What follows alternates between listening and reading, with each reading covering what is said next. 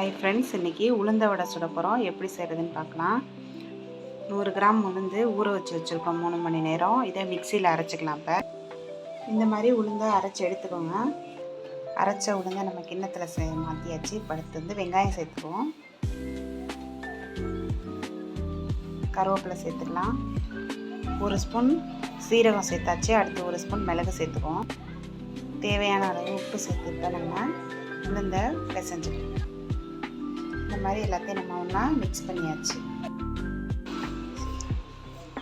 இந்த மாதிரி நம்ம இப்போ எண்ணெய் சூடாயிடுச்சு. வடையை கையில் தட்டி நடுவில் ஒரு ஹோல் போட்டு இப்போ நம்ம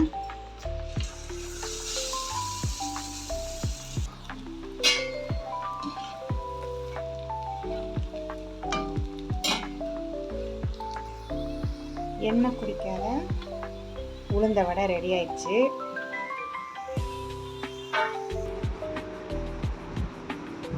உளுந்த வடை ரெடி. நீங்களும் இது மாதிரியே ட்ரை பண்ணி பாருங்கள். ட்ரை பண்ணி பார்த்துட்டு கமெண்டில் எப்படி இருக்குன்னு சொல்லுங்கள்.